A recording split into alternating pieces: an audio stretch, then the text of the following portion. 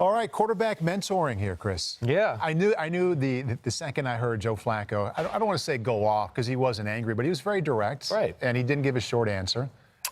And I believe we have the sound. Okay, so cool. Let's take a listen. And this is Joe Flacco in Denver responding to a question about how he was going to mentor, if he felt like he should mentor the second-round pick, Drew Lock. Listen, I got so many things to worry about. I'm trying to go out there and play good football. I'm trying to go out there and play the best football of my life.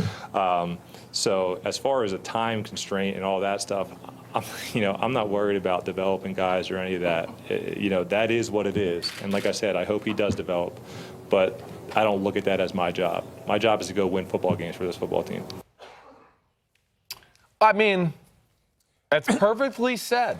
It's not selfish. Yes. No, not at all. Nor did he come out and say, I'm not going to help the guy. So he didn't say, I'm not going to answer the guy's question. I'm not going to tell. He's just telling you his job is not to mentor a quarterback. He's not saying I'm going to be a jerk. I'm never going to tell the guy how I prepare or answer a question for him. He's just going, when he's walking in the building on a daily basis, he's first thing on his mind is, how can I be better? How can I make the team be better? It's not he's walking into the locker room going, what can I teach Drew Lock today? If he was doing that, I would go, damn, then he shouldn't be the starting quarterback of the Denver Broncos. Right. They're paying him a lot of money to be the guy. Exactly. And he's taking the right professional approach. And Joe Flacco's a good guy. You saw the way he even defended Lamar Jackson last year. Right. He's going to teach Drew Lock, but it's just not his job to have to babysit him on a daily basis. First thing I thought of when I heard that is you sense a little bit of a chip on the shoulder of Joe, and it's totally understandable. You look at some of these other veteran quarterbacks, these 30-something quarterbacks who only have a couple more stops left, and I think they know, whether it's a McCown or Fitzpatrick, that part of their job, part of what makes them attractive to sign for millions and millions of dollars is that part of their job is to help a young quarterback and to bring him along, and they know that and they embrace it. Joe Flacco is a former first-round pick, Super Bowl MVP. He's been in one place where he's always been the guy. He's never going to get another chance to be the guy. Yep. This is it. This is it. In his response, I definitely sense that he knows, I'm a little pissed off that it ended at the place I thought it was my team, where I was the face of the franchise.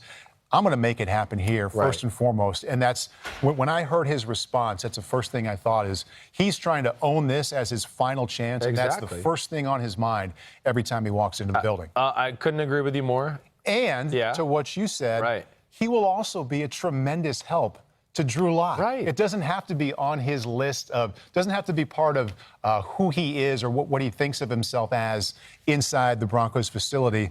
Joe's a great guy. Joe's got over a decade of experience. And if Drew Lock handles it the right way, and I wrote down what Joe said, I'm not going to have that as a time constraint to mentor him. I don't have to worry about developing him. It's not my job.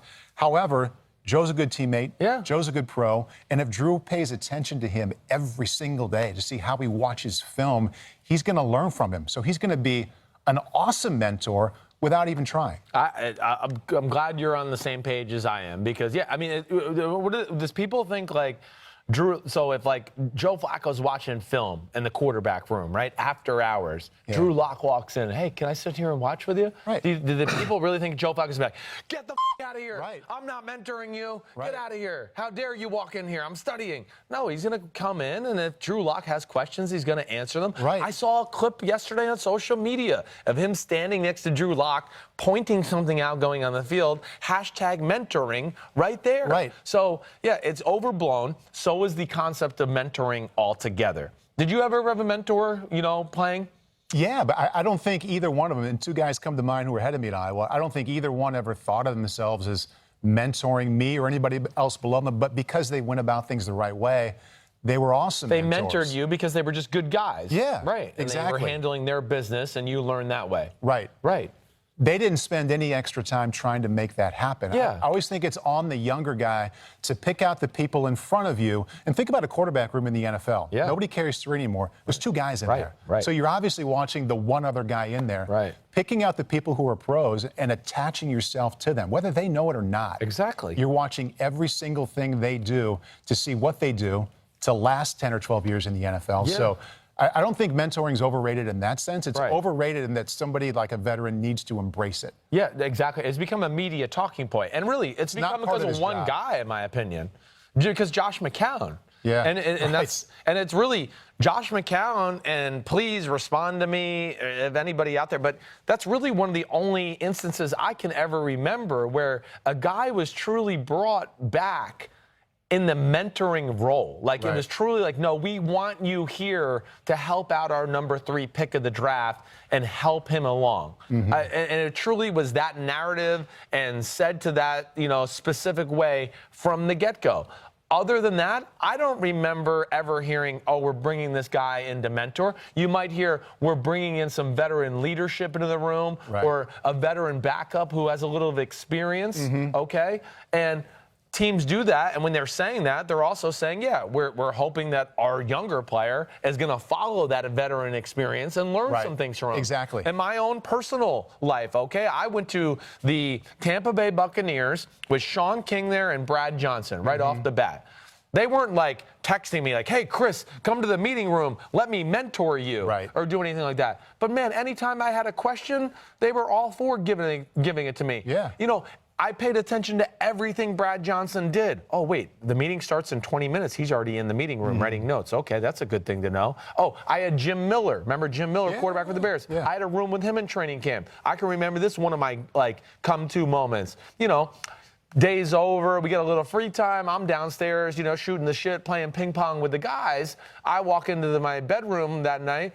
Jim Miller's sitting there reading the playbook. He's in year 10, and I'm in year 10th day of being in the NFL. And I remember that being a moment we're going, damn. If he's up here studying the playbook, I guess I need to change my ways. I guess ping pong's going to have to go.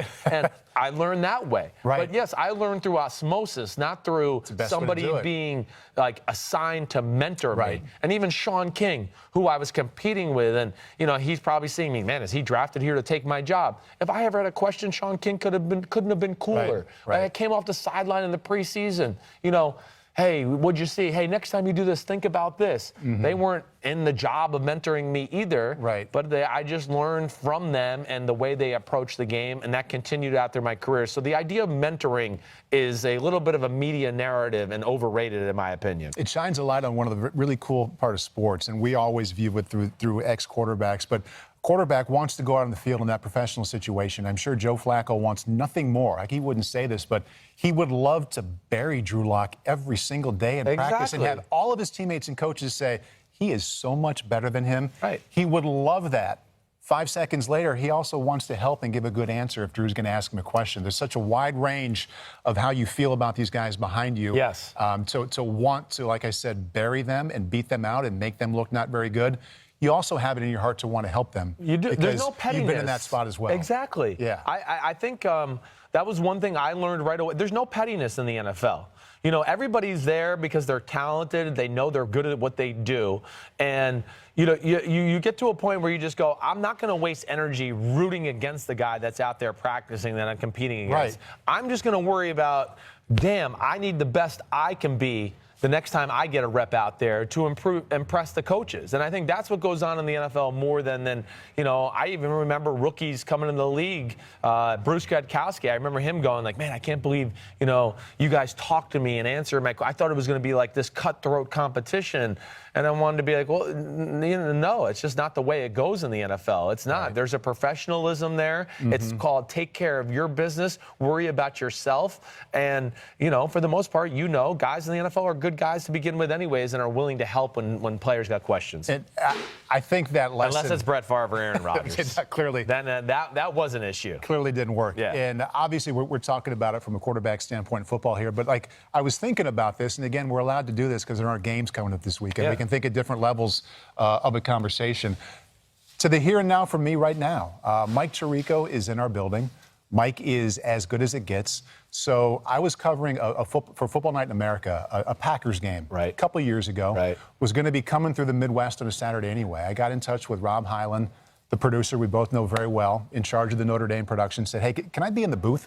Can I just stop in the booth and spend the evening up there and kind of see how it looks and how it works? And now, if you would have talked to Mike before the game and said, hey, Mike, are you mentoring tonight? He would have been like, what? Are we on candid camera here? What a jerk he is. Right, exactly. So it wasn't part of what he was thinking about, but I was in the background watching, seeing okay, this guy's tremendous at what he does. What can I learn from how he does his job? Yeah. And it was awesome. It was awesome to come up and break and say, I saw you glance down here. What are you looking at there? Couldn't have been nicer about sharing every little thing he knew. And I didn't have to talk to him a lot. I learned a lot from just like watching where his eyes were going. Right. Was he looking at his board when he said that, or was he just dialing it up in his memory? Yeah. So I thought about that with this too, that it's really on Drew Lock, the mentor thing, much more than it is Joe Flacco. When you have somebody who's better than you are in your own place, it's on you to learn from them in a professional kind way. Yes. And most of these guys, whether it's Mike Tirico, whether it's Joe Flacco, they're up here because they got a lot of good guy in them too. Exactly right. No doubt about it. It's on him to take advantage of that. Yeah, no insecurities in those type of people. They're confident of who they are, what they are, the talents are, and they're not afraid to shed some knowledge on what made them who they are along the way. Yeah, I'm with you all the way. I think that goes on a lot more, and I think people need to back off the, oh, Joe Flacco is selfish. He's selfish for not tutoring, more. I mean, again, I don't remember with Kurt Warner and Eli Manning. I don't remember Kurt Warner saying like I'm a mentor to Eli Manning. Maybe I'm wrong. Maybe I got to go back and look at it. But I remember Kurt Warner was disappointed when he was being benched for Eli Manning. I do remember that. Yeah. So it's just it's one of those things that I think it's kind of a media narrative. Right. Exactly. Yeah. Hi, I'm Mike Tirico, and thanks for watching. Make sure to hit subscribe for the latest news and highlights from NBC Sports.